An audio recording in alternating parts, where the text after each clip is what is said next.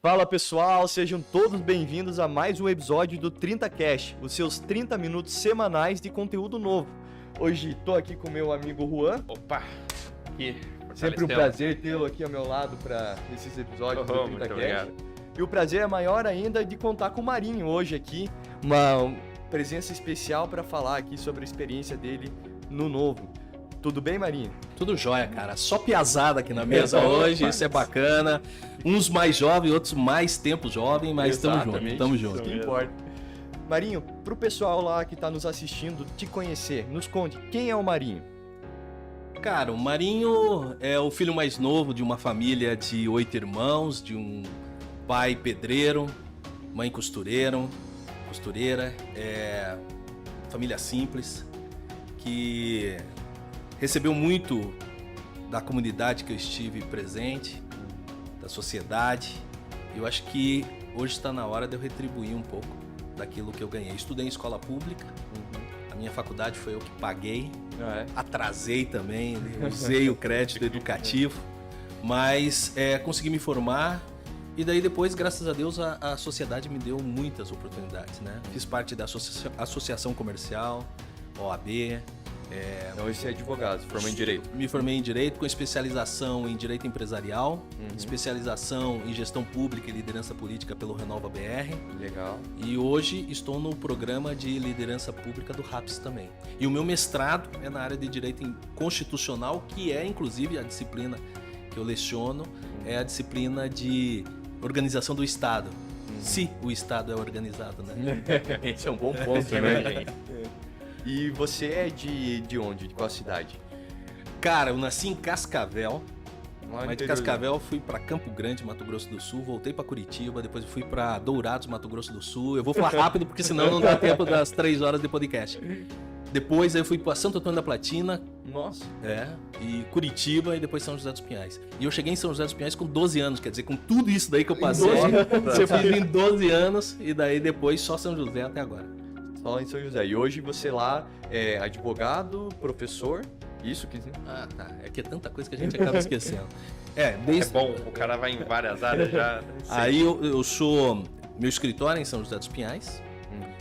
Dou aula numa instituição de ensino extremamente conhecida aí do estado do Paraná, reconhecida também.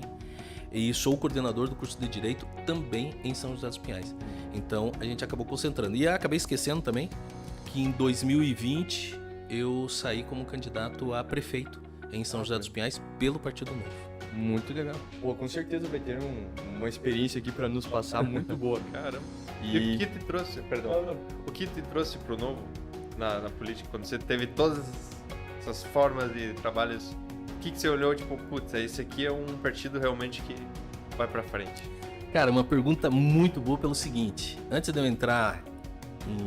eu ter uma filiação partidária, eu fui secretário de Administração e Recursos Humanos de São José dos Pinhais, então era responsável por conduzir aí a política de vínculo de 7 mil servidores.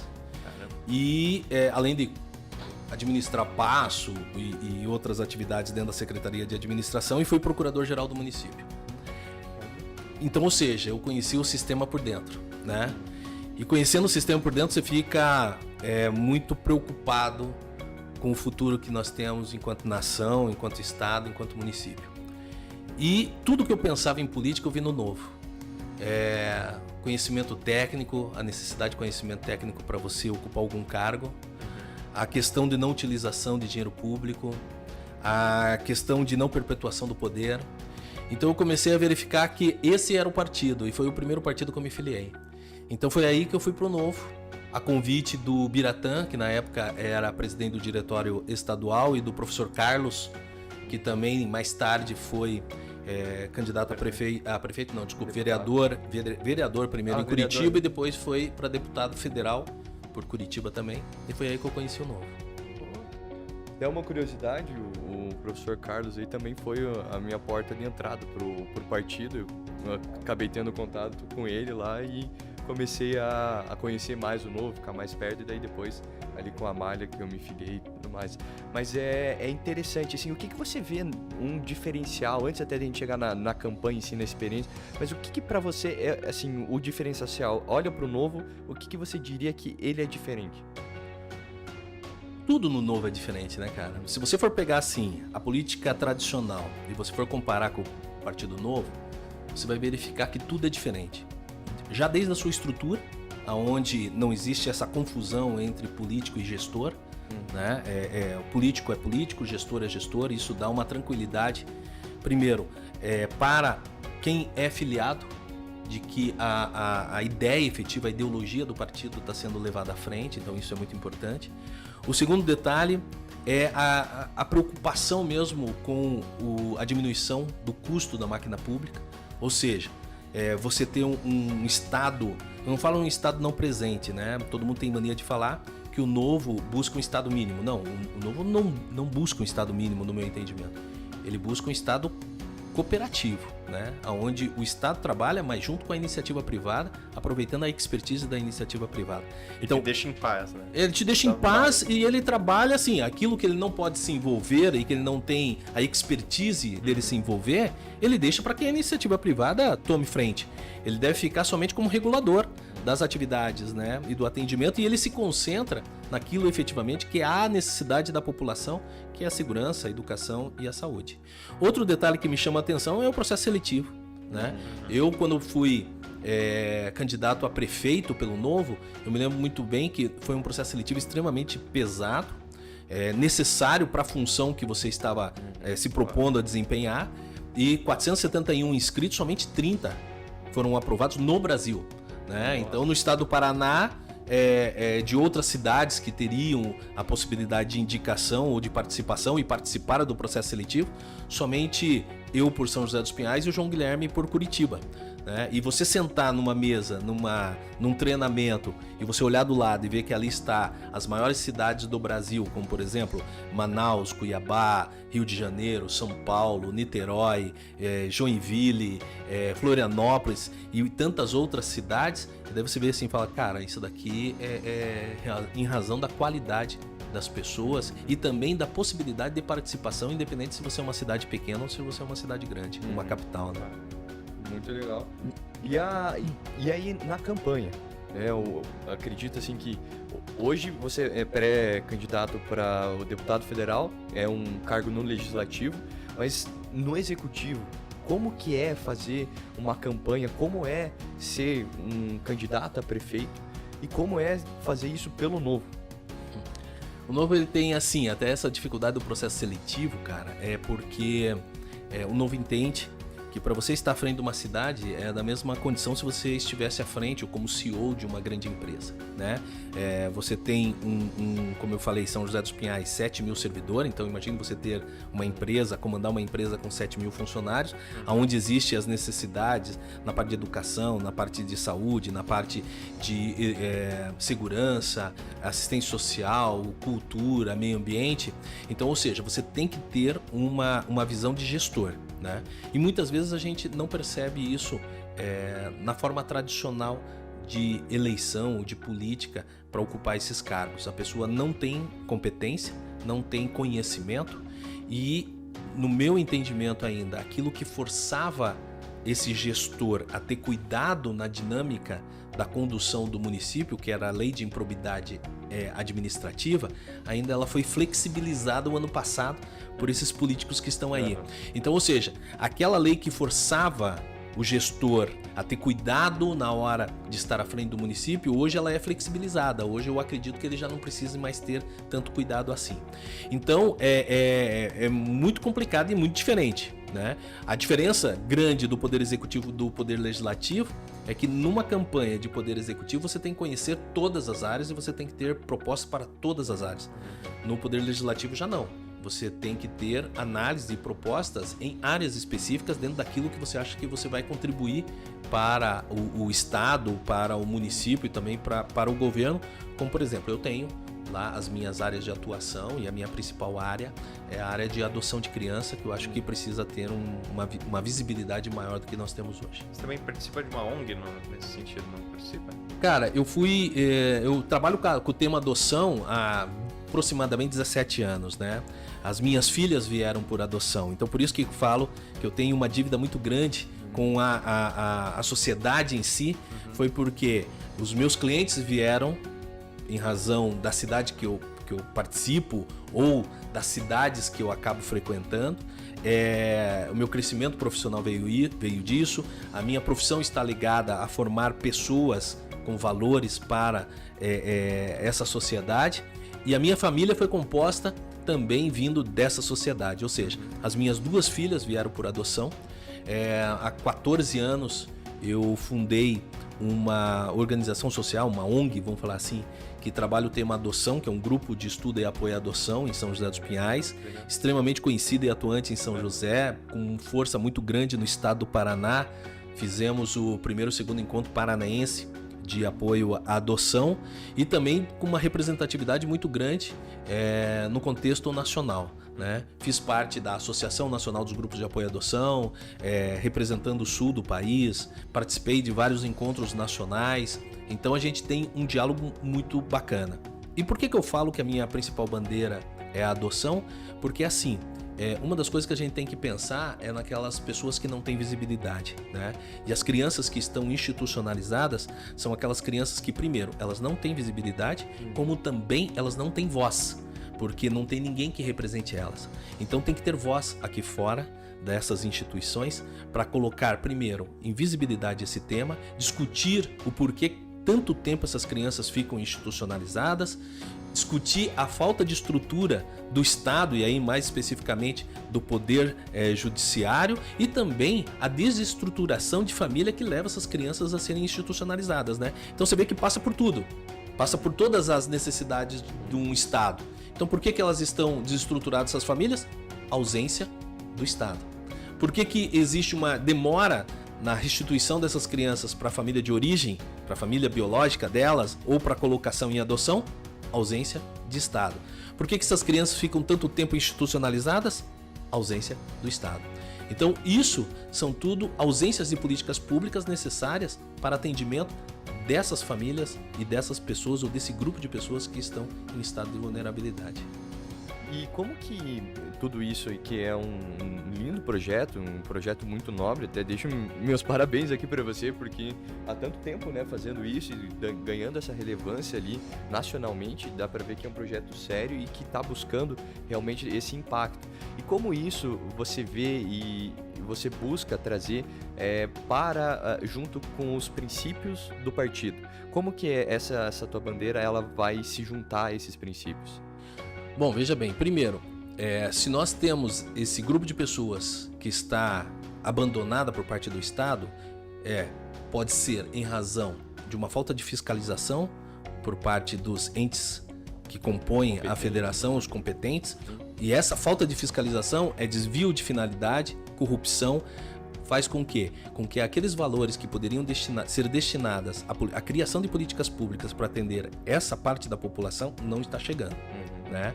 Um outro detalhe, quando nós falamos também na possibilidade da educação, principalmente, o Dávila fala muito disso, né? Da educação do ensino médio profissionalizante, nós temos que pensar o seguinte: crianças que estão institucionalizadas, que elas aos 18 anos obrigatoriamente têm que sair dessa instituição de acolhimento, elas têm que sair, elas vão para onde?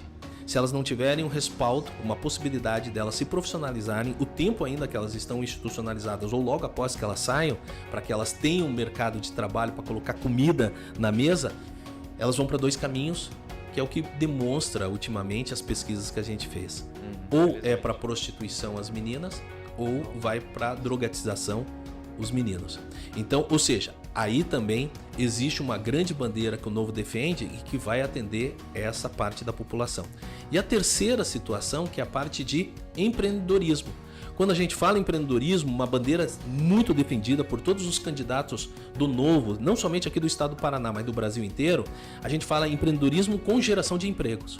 A partir do momento que nós tenhamos um estado mais fácil, mais transparente, mais aberto, onde você pode empreender com uma carga tributária de fácil compreensão, você gera a possibilidade de transformar as pessoas como empreendedoras. Quando a gente fala empreendedor, nós estamos falando daquele rapaz do carrinho que vai buscar recicláveis na rua. Ele é um empreendedor. Com uma facilidade de empreender, ele vai conseguir o quê? Ganhar dinheiro. Ganhando dinheiro, ele vai colocar comida na sua mesa, na sua casa. Talvez vai conseguir comprar aquele botijão de gás que está tão alto. Ele vai conseguir também levar uma condição de educação melhor para o seu filho. Ou seja, ele estrutura a família. Estruturando a família, nós vamos diminuir o número de crianças institucionalizadas que sofrem muitas vezes a ameaça do abandono. Então vai estruturar as famílias e vai diminuir o número de crianças institucionalizadas. Então você veja, eu estou trazendo uma visão geral desse tema que tem um impacto muito grande na sociedade, que é defendido muito bem pelo Partido Novo.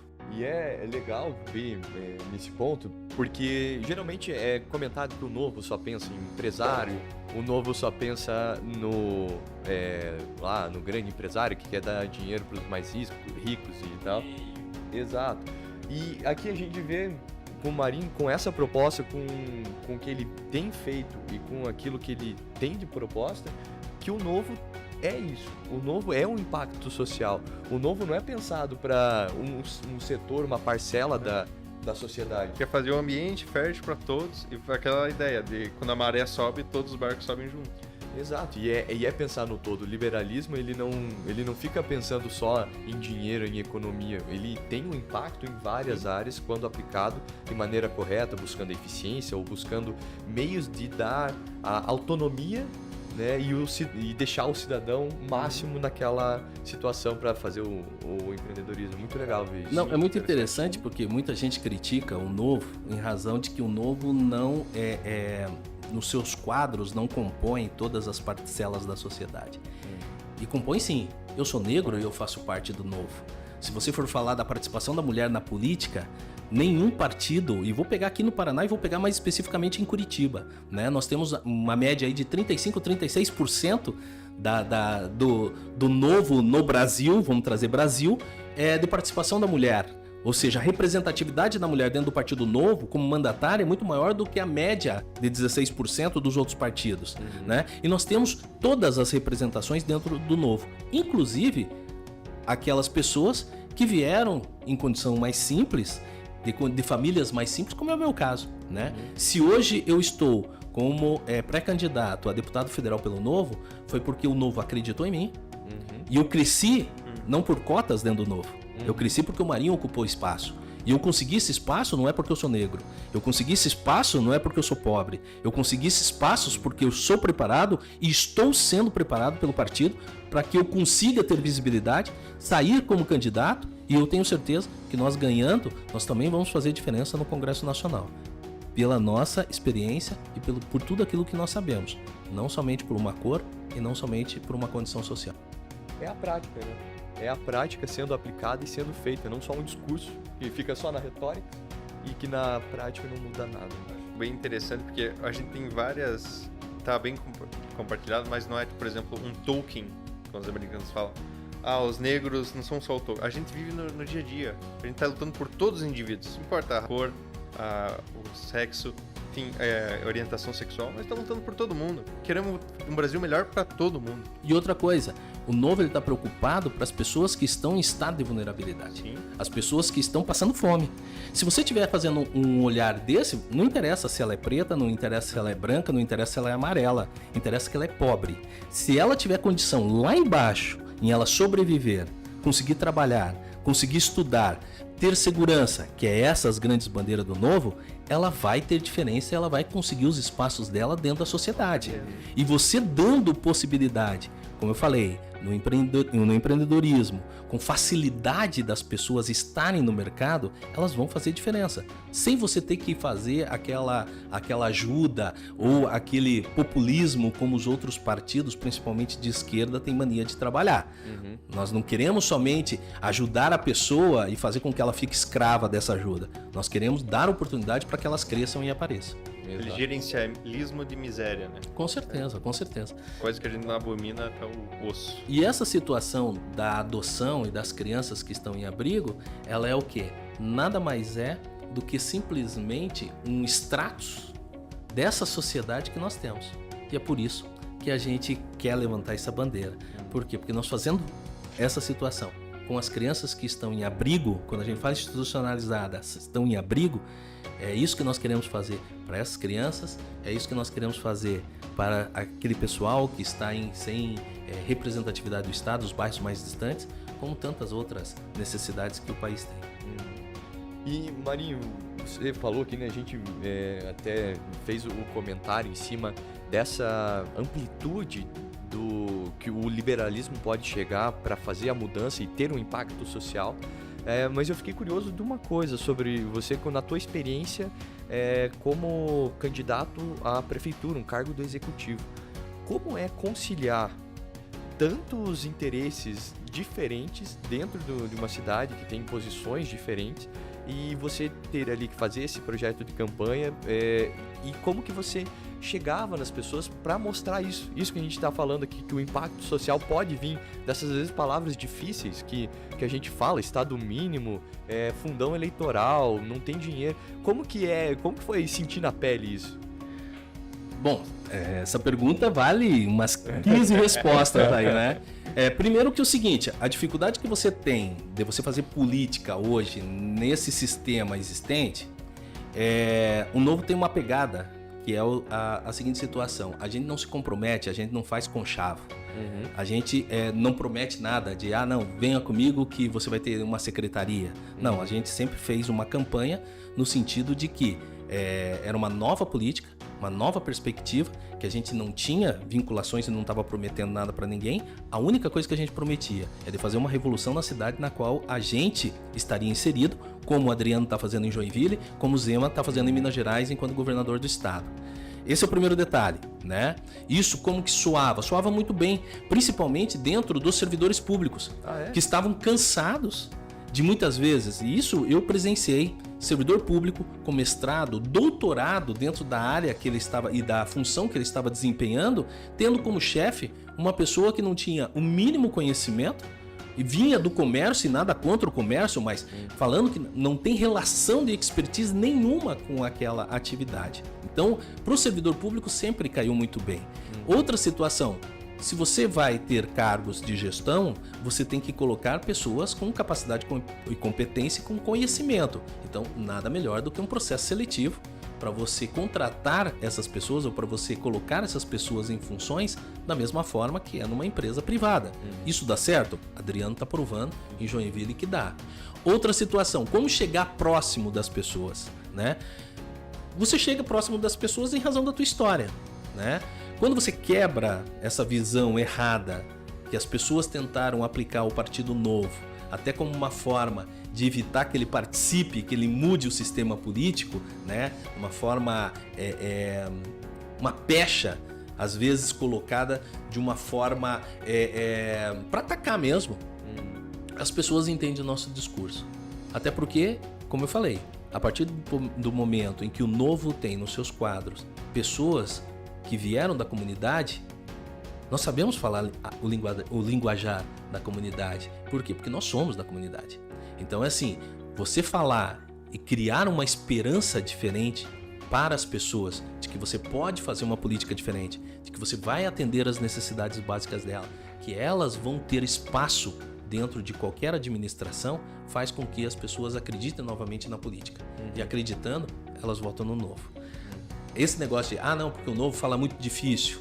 Ele não fala difícil, ele fala a linguagem do coração das pessoas. É difícil para quem tem segundas intenções, para quem quer corrupção, para quem quer desvio de finalidade. Para essas pessoas, o linguajar do Novo é difícil, sim.